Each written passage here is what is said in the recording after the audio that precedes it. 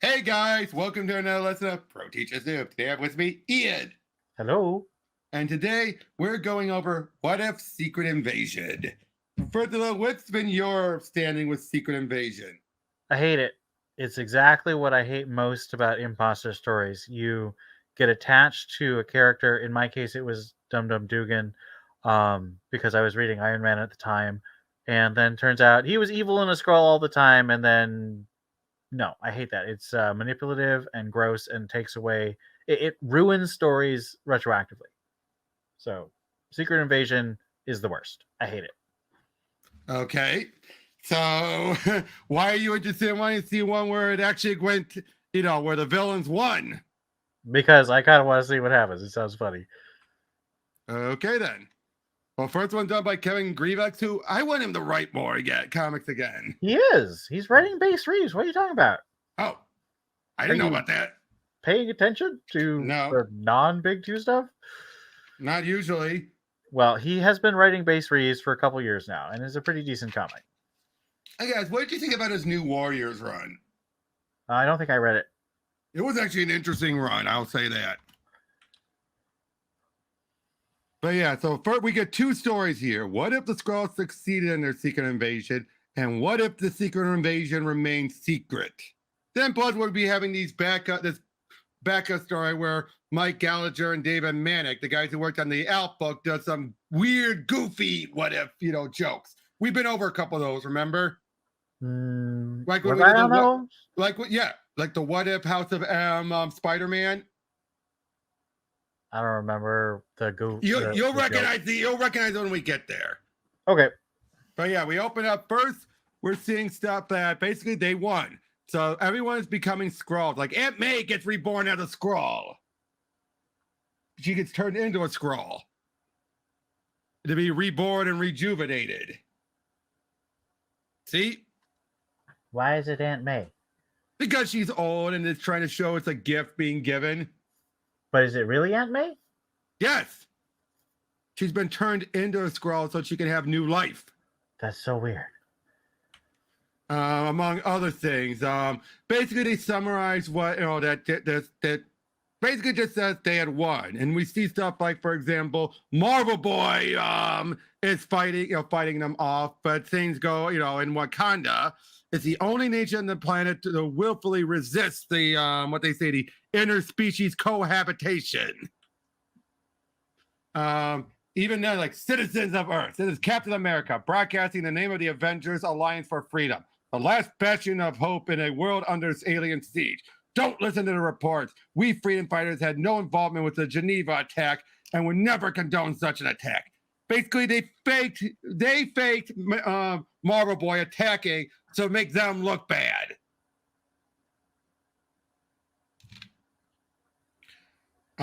Here's the real newsflash. Earth has been invaded. It's an occupation. Make no mistake, with conversion tossed into it to make it palatable. Shape-shifting abilities may mask the stretch mark, but what happens when someone decides to commit a crime on impersonating someone else? We're being led down a dangerous and seductive path. But what in the world is the stretch marks? No. They're just saying may mask. They're just saying in general, That's a weird line. That's a weird metaphor, I know. Are they pregnant? No, anyway, how is he doing this? Pirate broadcast. Has the signal been triangulated? No, my queen, but it most likely coming from Wakanda. Only the Black Panther has the means to initiate something like this on so vast a scale. These terrorists seek to instill fear and dissent among the masses. What have we done to deserve this? Eliminated pestilence, poverty, war, famine? Crime has decreased worldwide, and statistics show 0% committed by converts. We have saved this planet. I will never understand your race. That's Norman. That's the Green Goblin. That's Norman. He got converted into a Skrull. That is so weird. And he's banging the queen. Why? So you probably thought you'd never see me again. So you probably thought you'd never see me again. Logan, Something wrong with the doorbell and miss an opportunity to test the holes in the pantry security? Not a chance. Here, Hank McCoy's Skrull legacy virus. It better be worth it. So basically, they took the legacy virus that was done in Secret Invasion X-Men. And basically, they're going to utilize that. So it's tying into some of the tie-in events. Because they had used it to force the Skrulls to leave San Francisco, so it's being tied in here. But unfortunately, a lot of the Skrulls took out the X-Men. He only came back, most of them. He only came back because he healed afterwards. And I'm sorry, Logan. I should have been there. Yeah, Ro, you should have. And then we see we see Spider-Man and Night Thrasher tying into New Warriors because he worked on Night Thrasher during that. Are you gentlemen sure this is going to work? Re-engineering the legacy virus to reverse conversion? Hard to say, Cap. This strain of the virus is lethal to Skrull DNA. The slightest miscalculation could harm converted humans as well. But we're going to work day and night to fix that. Look, bud, they made their bed. If they sided with the enemy, they ought to die with them. I do not echo Wolverine's sentiments entirely, but they have the ring of truth. And this is about the sanctity of life, Thor. Are we really willing to destroy humanity in order to save it? That's not what heroes do. If this bioweapon is going to save the planet, we need to use it. In war, you can't afford to be soft. That's what put us in this position in the first place. We did what was right, so as to not overstep the people's will, Carol. The X-Men were my family as well, but destroying lives under the guise of honoring them would fly in the face of Professor Xavier's teachings and others. In our heart of hearts, none of this is true of us is truly naive enough to believe that Skrull assimilation is actually benign. That's your paranoia speaking, my king. Perhaps the key to render the virus non-lethal into a vaccine, while at the same time eliminating the Skrull ability to shapeshift at the molecular level. It's all about preserving the sanctity of life, yada, yada, yada. You okay, Stark? Why wouldn't I be? It doesn't take spider sense to tell he's 3 sheets to the wind, 3 king-size sheets. Enough. I don't have to remind any of you of what the Skrulls have cost us. This may be our only chance to get out from under the yoke of their influence. No matter what the cost, they must be dealt with once and for all. Wait, why is Tony so sad? No, because he's drunk. Why is he drunk? Because he blames himself for letting it get this bad. What did he do? Remember, he was in charge. It all happened under his watch. Oh, that's true. That's stupid. Tony deserves better. Yeah, we even see Elijah is there as they're just making, they're trying to go deal with the Wakandans. Norman is working with the Wakandans. Right. Wait, what? Secretly? Yes. Oh.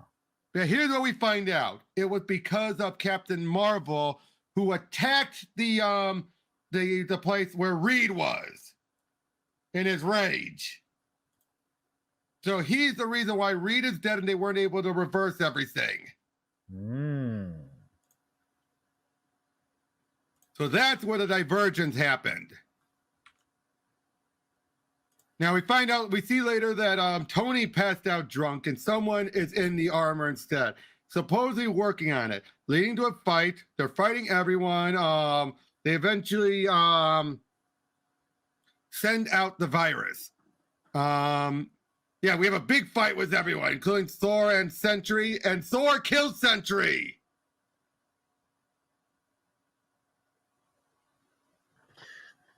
I don't know if I buy that.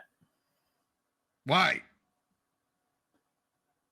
Because of Ares. True, but I don't think Sentry's in the right state of mind here.